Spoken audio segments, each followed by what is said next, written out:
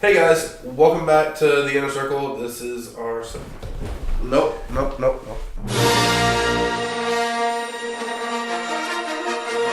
back to the Inner Circle. I'm Tyler Phillips. Ben. I'm Lawrence Algie. Hey.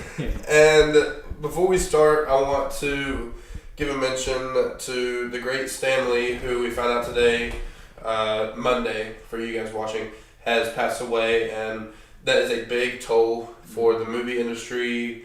Not only that, but the comics, video games, TV show industry. Cameos.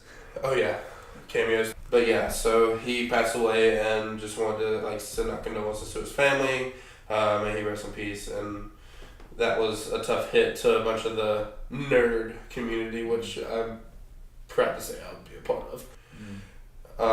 But today we're covering a movie that Lawrence suggested called The Game, and it's on Netflix. Lawrence, I'm going to let you talk about it since you introduced it. So The Game stars Michael Douglas, Sean Penn.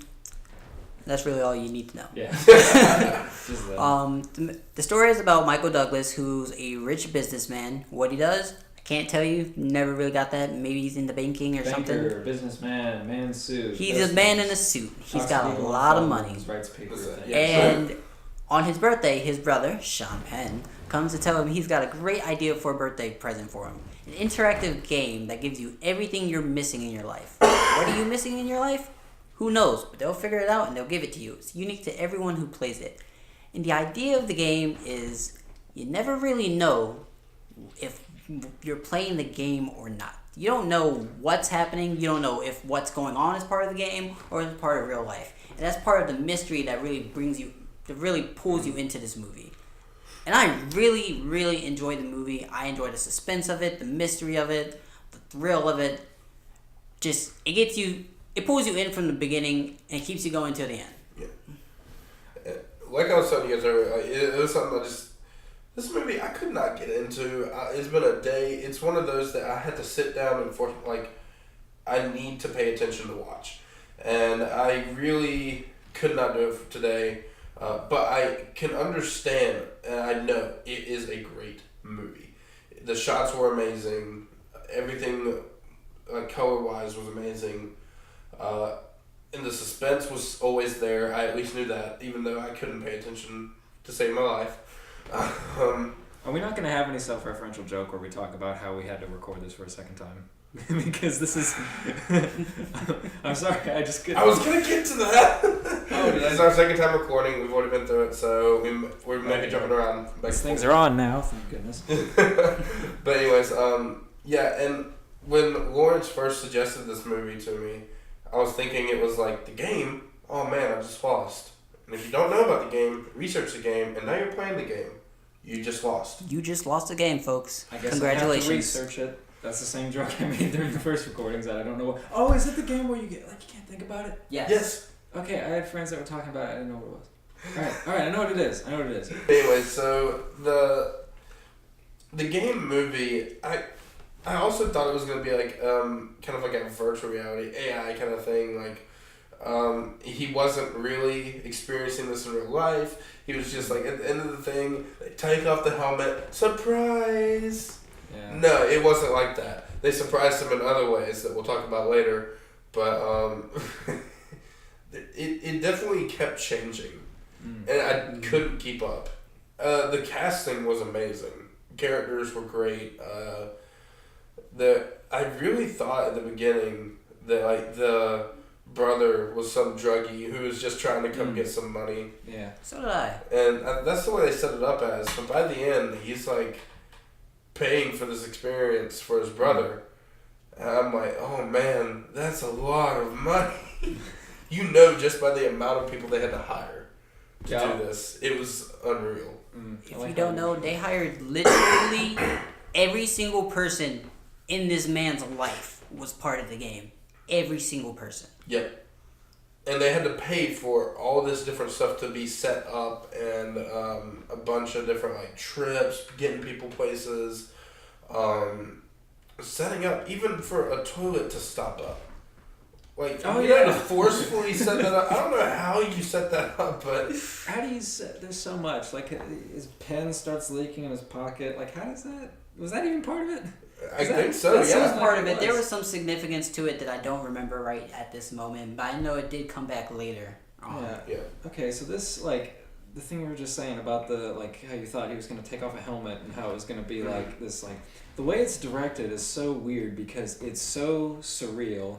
This is so weird because I've already said this, but it was the way it was directed, it felt surreal. It felt like a different world. It was all in his head. It felt more psychological, and I just realized that what I'm saying is leading up to a spoiler. I can't say anything about this movie without spoiling it. It's so hard. Want to move to spoilers now? Yes. It really is hard. Yeah. There's so much in this movie. Okay, so this game, these people are messing with him. They're doing stuff to his life. It felt surreal. It felt like it was another world. It felt like it was something else that was happening. It felt like it was all psychological. It was in his head. And then suddenly it wasn't. At the end, it was like, oh, nope, sorry, we got you. Happy birthday, like it was actually just a game. That is my biggest gripe of this movie. Is that it felt like another world. It felt like a different kind of surreal experience. It was this crazy psychological thing that was happening. He's getting all messed up. Yeah. And then, haha, you guys got me. Oh, and with that part, I honestly thought he turned the tables on CRS, and he is now going to their company, figuring out who's doing this, and he's about to attack. But no, it turns out that while they're trying to break down the doors and he thinks they're trying to come and get him, it's just for his birthday. And they all scream, happy birthday. He shoots his brother, and it's just like, they had that much plan that they planned for him to go in and take over the company too. What in the world? Yeah, this is kind of... It's... Okay. I pretty much love this movie, okay? Great suspense all the way through. It keeps you guessing. All these little mysteries, all these little things that you're wondering how they're going to add up. There's a clown here. He's pulling the thing out of it. His pen leaks. Why is this happening? There's a key here, and it's got the thing on it. It looks like a clown. It's like, what is happening? What's going on? It keeps you guessing. Blah, blah, blah, blah, blah, blah, blah. But there are so many holes when you start to think about it. How did they keep predicting this and this and this? I think because we're on our second run of this podcast is the reason why we're finding so much holes and we're going down in our ratings right now. Yeah. We're talking about this too long. I mean, I kind of just took it as like they gave him a full psychological test. Oh yeah, a complete the most. Oh, you're almost done. You said that 2 hours ago. The psychological test that they gave this man lasted an entire day, pretty much. From that much information on someone, you can pretty much guess just about everything they want to do. Plus, they have cameras on him. They have eyes on him. They have everyone close to him who knows enough about him where they can be like, all right, this is most likely what he might or might not do. Yeah. This is what he might go for. I think that kind of plays into it. And I think they also just had hundreds of different variables. I think they had things planned and set up that we just saw what he actually did. We didn't see what they had set up that he didn't go in for. And I feel like that kind of be part of it. I feel like that makes the most sense. But I will also say that I really did like the psychological aspect of this movie, despite the fact that it was real life. In fact, I liked it more because it was real life and it was so psychological. Okay. Because, life is a psychological trip in a way. I can see that. And things don't always make sense to you, and I really enjoyed the movie for that reason because I was like, crap, I feel like I'm kind of losing it. I need to figure out what's going on here. I feel like you guys are playing with my mind just watching this movie, and I enjoyed that. It made me feel more connected to the movie, and it made me enjoy it more. But do you think because it was such a psychological experience for the main character, wasn't it weird that at the end he just walks it off? And there's no repercussions in his mind. I mean, I think it's at the end of the movie, he tried to kill himself. At that point, when you get to that point, you got nothing to lose. You're humbled. After everything you just went through, he thought he killed his brother. After everything he went through, he had to really sit there and think, wow, this is my life. He thought they were trying to rob him and kill him. He had to really stop and consider, what's important to me now? Because at first it was all about his money. He was mad because of his money, because they had robbed him. That's what he was mad about when he went there to kill these people. Then he killed his brother, and it made him realize there are more important things to me in life than just everything I've lived for the last decades, however old he is. Exactly. So it really had made him think. So at the end, he's humbled, and he just doesn't know what to do from there. I also want to mention this again, like I did in the last recording. They have this so planned out to where they can take multiple routes. The guy, even afterwards, they mention the guy's he just says, "Well, I sure am glad you jumped off that building and decided to kill yourself, because if you didn't, I'd have to throw you off." And I'm like, that's kind of dark, isn't it? Like, how long would you keep it going after that? After you've thrown him off the building? Yeah. Okay, I want to make it clear that I felt everything when he jumped off and you have those brief flashbacks. When he shot his brother, I was like torn up. Even though we haven't spent much time with him at all, with like Conrad, his brother. I felt everything when he was jumping off. Yeah. I was like, holy crap, why are you doing this? And I was so sad. And then I was so happy when he didn't die and his brother showed back up. I was feeling everything. But it just felt too much suddenly like a comedy. You also mentioned that they set the brother up to be like the druggie, and I mentioned this earlier. They set him up to be a druggie who probably just wanted money, and he comes in and pays for the thing that makes the rich guy go, holy shit. Like, that I don't know why, but that's a plot hole. I don't know why he has that much money. I think they're both rich. I think his brother's more rich because of his job, but I think they inherited part of their money because it looked like the house that they lived in was a house that he grew up in, and they never really touch on it. It was. Yeah, they never really touch much about their past, but I got the sense watching it, like, his brother, he's kind of like a druggie. He's kind of like the messed up brother, but he's still rich. He's still well off too. Yeah. He just not as well off as his brother, who's doing something with his life. Interesting fact. I figured this out when I did a little research. The director, David Fincher, since he made this movie, has admitted that he doesn't feel he was the right director for this story. Really? Yeah. Like, he's probably really proud of this movie because it's very well done, like 90% of the time, but it's just tonally conflicting at the end. Yeah, he just said that he's somebody else. Yeah, he's not fully on board with what he did. Okay. So yeah. That makes a little bit of sense. So let's get down to it. Ratings. Yeah. I'm gonna stick with my rating. Give it like an 8.5, or did I give it an 8? You did. 8.5. Second go around. It's a good movie.